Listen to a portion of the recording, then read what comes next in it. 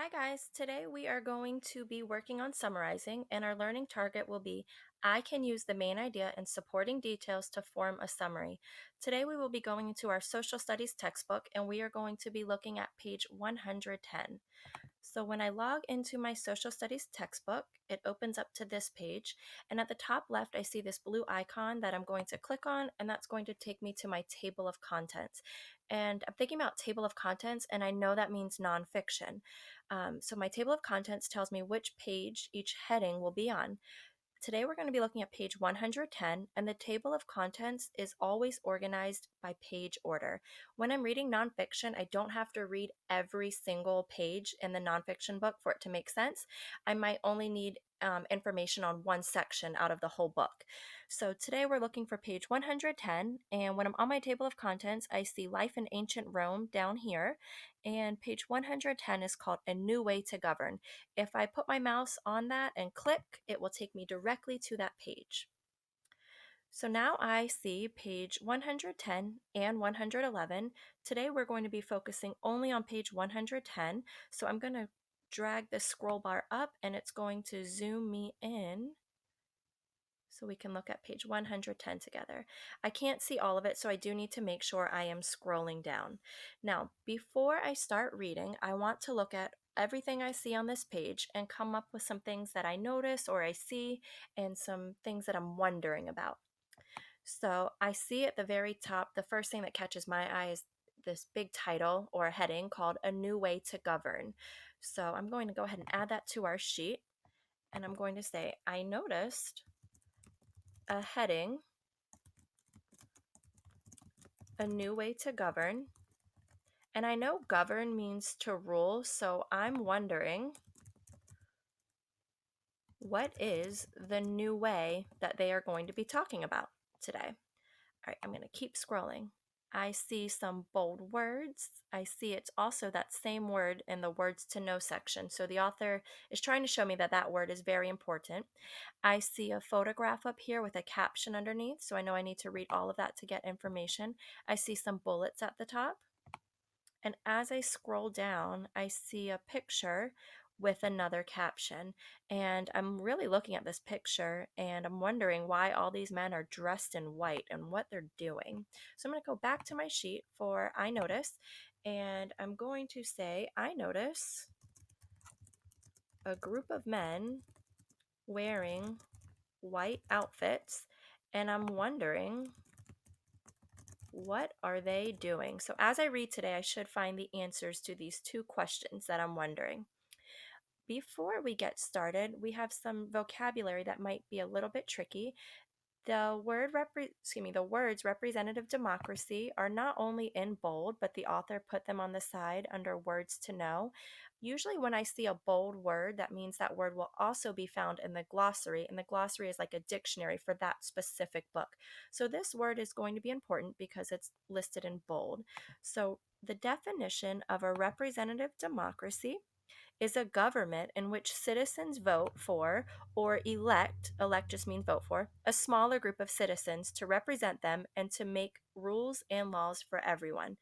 In my own words, what does that mean? That means that people who live there are going to vote for leaders to make the rules and laws. Okay, now I'm going to go to the word monarchy. I did not see that word in bold, but I did see it in the next paragraph, and the author even showed me how to pronounce it, monarchy. The definition is right after, so I'm going to add that to our definition, and it says, in a monarchy is a king or emperor, that just means a ruler, and this person ruled for life. And this person also made all the laws and rules for everyone. So, what does that mean in my own words? What a monarchy is?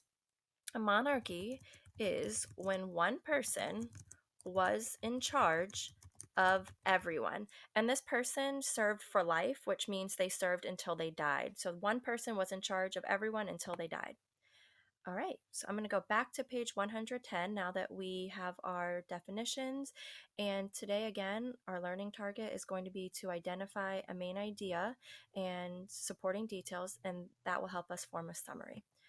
So let's start reading. I'm going to start at the top left, and I'm going to work my way from left to right. The ancient Romans made significant contributions to society in terms of architecture and government.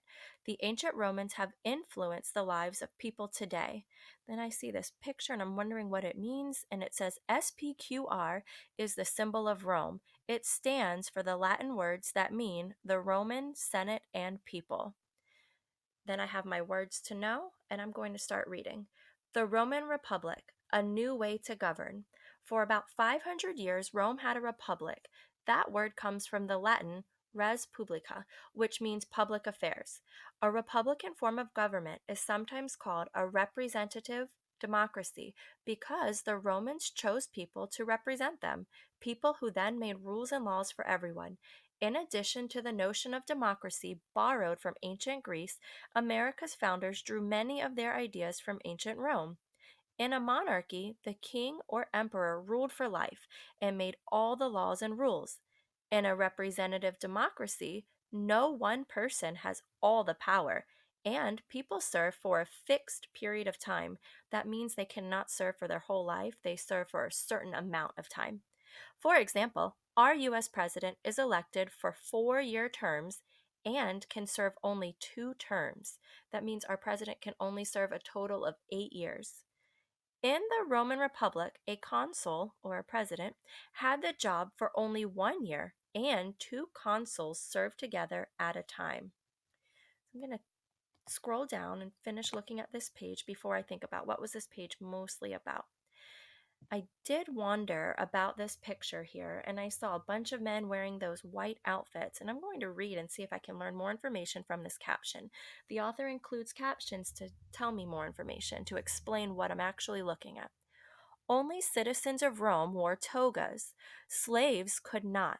Based on this picture, do you think slaves were able to participate in Rome's representative democracy? Explain your answer. So, when I look at this picture, I do see all those men wearing white outfits, and I learned that they were called togas. Slaves were not allowed to wear togas. So, since I see all these men here wearing togas, the question is asking me, do you think slaves were able to participate in Rome's representative democracy?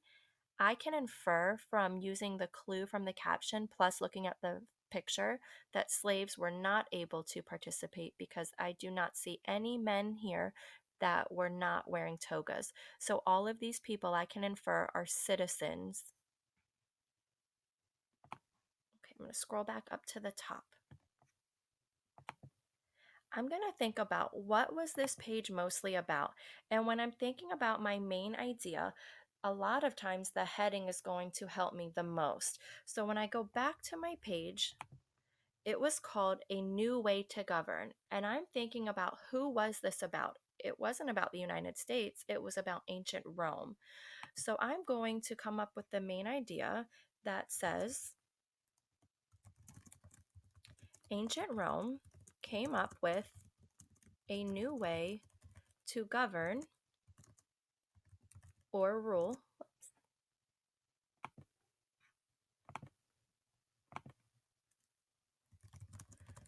their people and land. So, my main idea is about ancient Rome coming up with this new way to govern their people and land. And that new way they came up with was this representative democracy. So, my supporting details should be about ancient Rome and it should be about the representative democracy. So, when I come back to this page, I'm going to be thinking about what was most important. And I know it starts off with telling me that Rome had a republic and a republican form of government is sometimes called a representative democracy. So I think I'm going to add that as a supporting detail. Rome used to have a republic, which is also known as a representative democracy.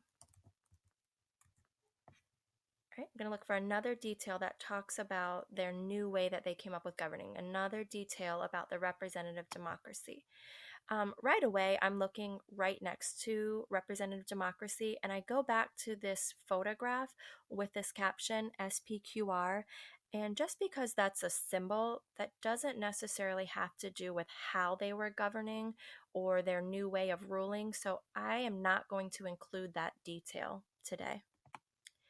I am going to keep looking, and what they told me about a representative democracy were that the Romans chose people to represent them instead of one person, like in a monarchy, having all the power. So I'm going to say another detail is Romans chose leaders to represent them in their representative democracy. All right, I'm looking for another detail that has to do with this representative democracy.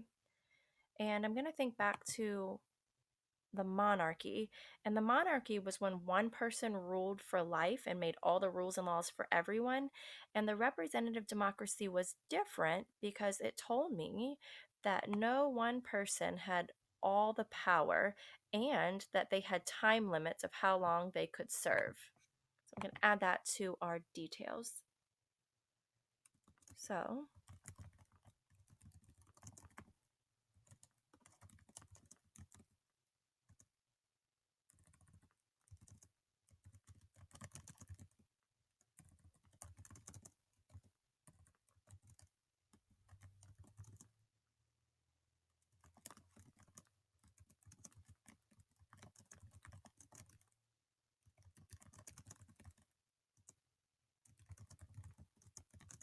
I just put this into my own words because you do not have to copy word from word, word for word, from the text. You should be putting this in your own words.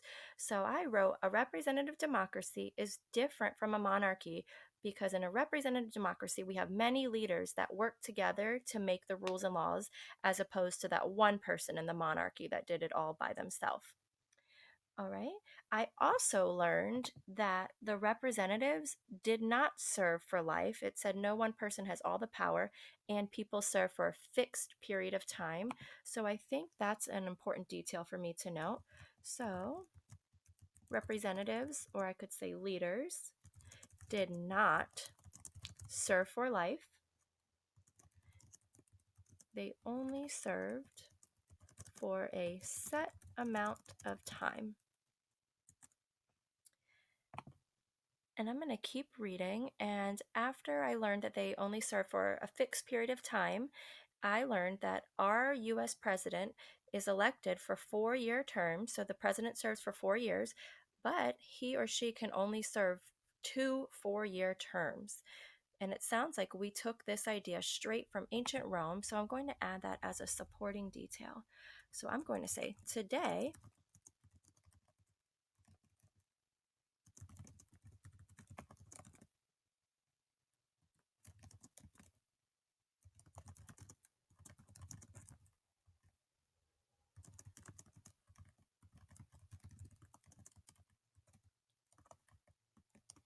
Today, our government has followed the ancient Rome model of a representative democracy with our president not having all the power and only being able to serve 2 4-year terms. So, my main idea, again, going back to that page and looking at the heading at the top, was a new way to govern. So, I know ancient Rome had some type of new way to govern. And then my supporting details I came up with was Rome used to have a republic, which is also known as a representative democracy. Romans chose leaders to represent them in their representative democracy. A representative democracy is different from a monarchy because many leaders work together to make the rules and laws, as opposed to that one leader in a monarchy. Representatives did not serve for life, they only served for a set amount of time.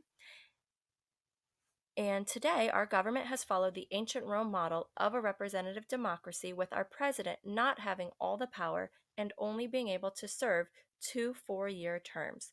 So I'm going to combine my main idea and the most important details into a summary. I might not use all the supporting details I listed, and I'm not going to be using all the details that were on the page. For example, I did not include the fact about the togas were only for citizens. That really didn't have to do with how they ruled. Okay, so my summary today is going to start off with introducing my heading slash main idea as my topic sentence, and then I will put in a couple of the supporting details. And when you're writing your summary, you can combine your supporting details. Each supporting detail does not have to be its own sentence. So here we go. My summary is going to be Ancient Rome contributed. A contribution is the act of giving or doing something. So they gave us, not physically gave us, but they gave us an idea of a new way of government. So ancient Rome, contributed a new way to govern by using a representative democracy. And now I'm going to give a couple details about that representative democracy. People voted for representatives to work together to make rules and laws. Our government uses this model today by limiting the president's term and not allowing the president to have all the power, similar to the monarchy. Okay, this is how we are going to write a summary using main idea and supporting details.